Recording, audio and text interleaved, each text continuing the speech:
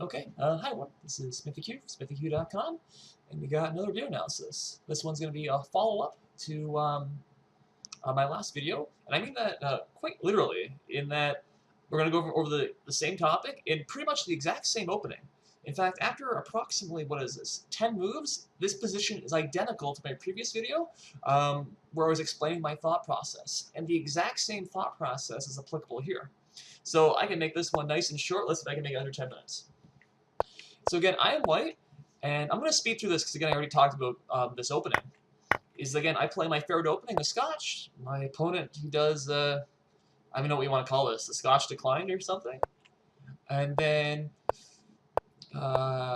here we go. So I've developed, he's developed.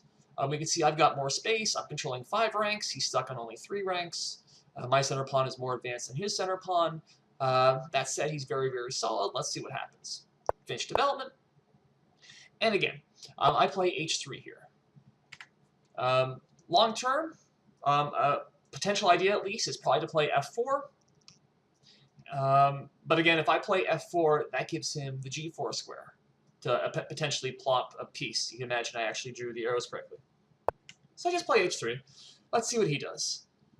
Now, in the previous video, my opponent made an immediate error. He played h6. Here he plays the more useful move, rook e8. And I go over the same general plan, which is, I perhaps rush this a little bit much, but it's okay because it actually works out. My idea is I want to plop a knight over here onto f5.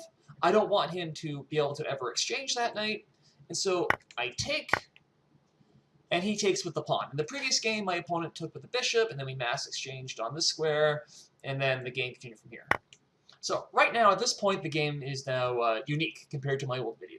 So let's take stock. What's going on? Again, I have more space. Things are great. I control 4 ranks entirely. My pawn structure is a little bit better than his. That said, these pawns do control some useful squares, which is stopping my knights from moving. My knight would love to jump to d5 if possible, right? But it can't. The pawn weaknesses, they could matter a lot in the endgame, though. He has the open b file, but I can stop with b3 at any point. That's okay. He has the 2 bishops, but right now they're cramped. And so this game is, it's balanced. You know, it's equal. The better player is probably going to win. That's what you like to think whenever you win a game, right?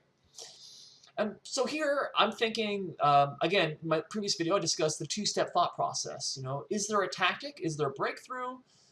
If yes, do it. If not, well, find a way to improve your position. Here, there are no tactics. There's not even anything you can imagine there being a tactic about. And so what I need to do is I need to finish my development. So I play queen f3. And this is in line with my overall plan, is I want to be able to put a piece, probably a knight, on f5, and now lots of things are controlling f5.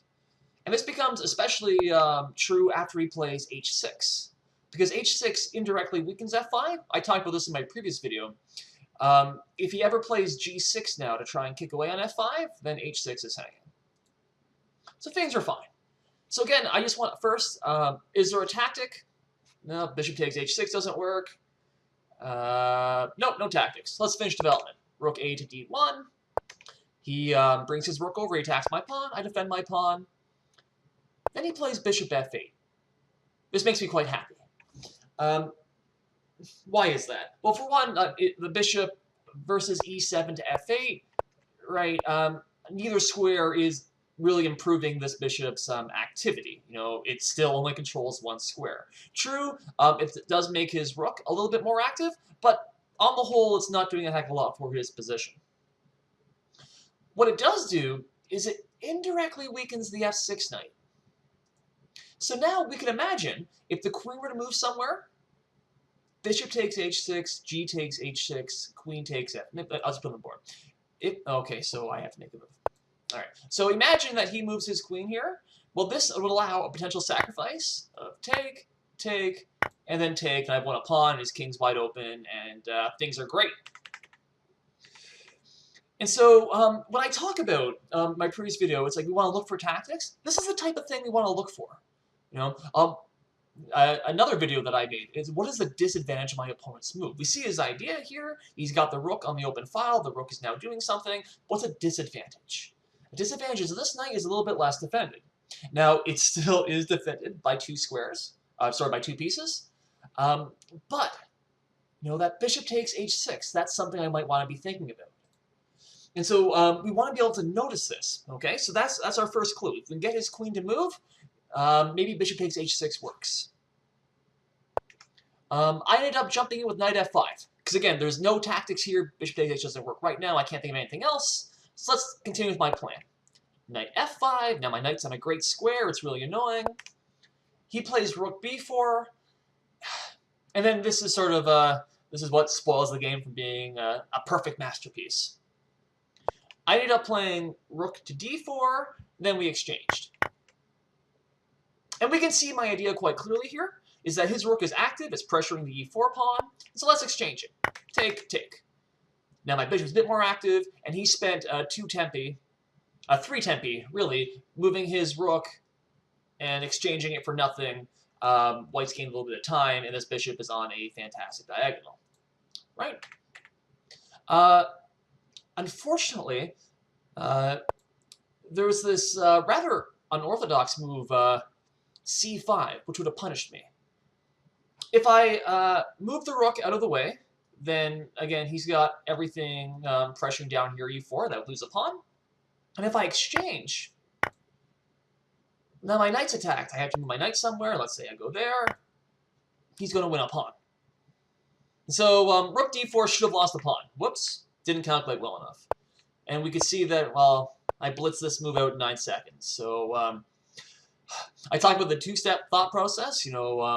Is there a tactic? Do it. If not, improve your position. This is really improving the position, but it wasn't, what is my opponent's threat? What can my opponent do? And I wasn't doing that. I wasn't giving him enough credit because our opponent has ideas. Fortunately, he simply took, and the threat has passed. Now he plays c5. All right, two-step thought process. If there's a tactic, do it. So previously, when the bishop was, I'll just back up 2 squares. When the bishop was here, we were looking at maybe bishop takes h6, g takes h6, queen f5, something like that. Now the bishop is here, and we can see there's a lot of potential, X-ray attacks through here. And so there's a very good chance something over here is going to work. So after he played c5, I hunker down, and I'm looking. Is there a tactic? Can I figure something out? And it did. And when this is your guiding thought process, it doesn't take too much to see the knight takes h6.